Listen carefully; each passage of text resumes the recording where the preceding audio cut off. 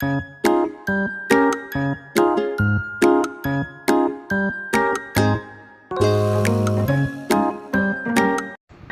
Friends, welcome to అమ్మమ్మ గారి వంటలు. ఈరోజు ఎగ్ బిర్యానీ చేసుకుందామండి.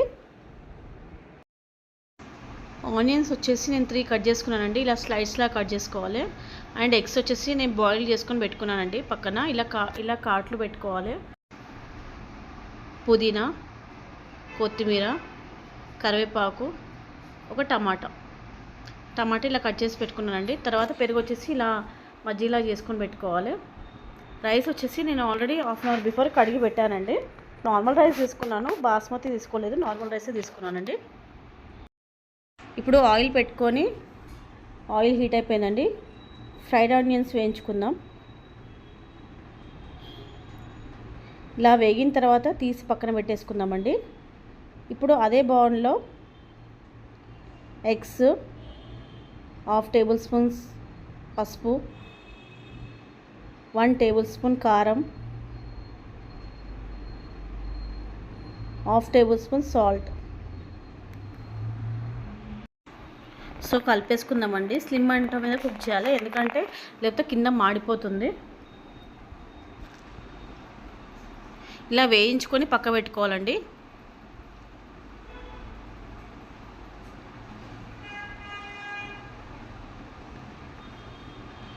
అదే బాండ్లో ఆనియన్స్,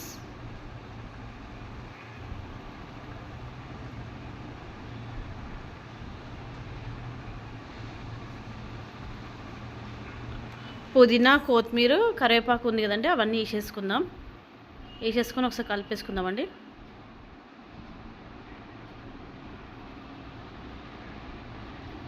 ఇప్పుడు కట్ చేసి పెట్టుకున్న టమాటా కూడా ఉంది కదా, టమాటా కూడా వేసేసుకొని కలిపేసుకుందాం.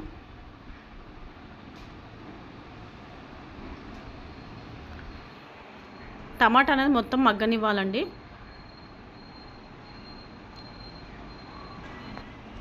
బిర్యానీ ఆకు, సాజీరా 1/2 table spoon,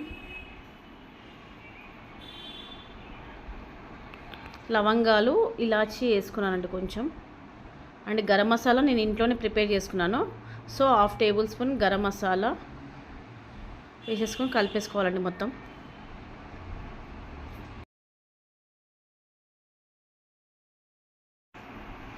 one table spoon అల్లం వెల్లుల్లి పేస్ట్,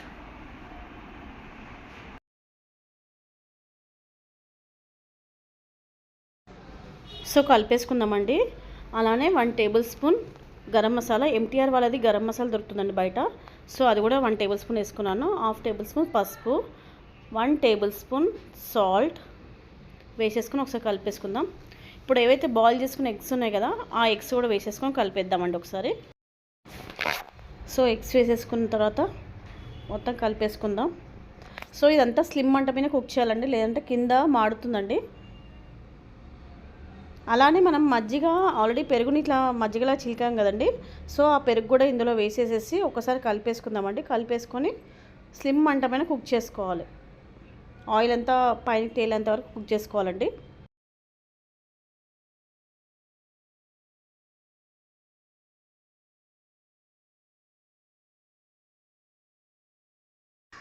చూసారు కదండి, ఆయిల్ మొత్తం పైకి తేలింది.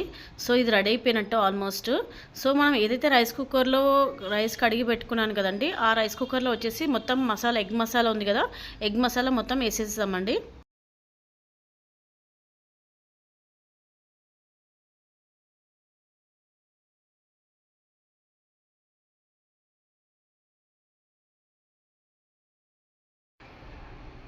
ఎగ్ మసాలా ఉంది కదా, మొత్తం రైస్ కుక్కర్లో వేసేసుకున్న తర్వాత ఒకసారి కలిపేసుకొని నిమ్మకాయ తీసుకోవాలండి. ఒక నిమ్మకాయ తీసుకొని మొత్తం పిండేసి ఒకసారి కలిపేసి ఇంకా మనం రైస్ కుక్కర్లో పెట్టేసుకోవడమే. రైస్ కుక్కర్లో పెట్టుకోవడం వల్ల ఈజీగా అయిపోతుందండి ఎగ్ బిర్యానీ. త్వరగా అయిపోతుంది అండ్ సింపుల్గా చేసుకోవచ్చు అండి.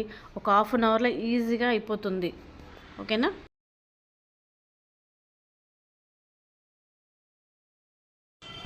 సో ఎగ్ బిర్యానీ రెడీ అయిపోయిందండి.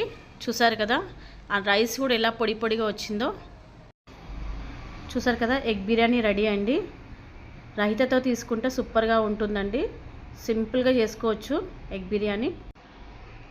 Like and share and subscribe to our channel. Thank you for watching.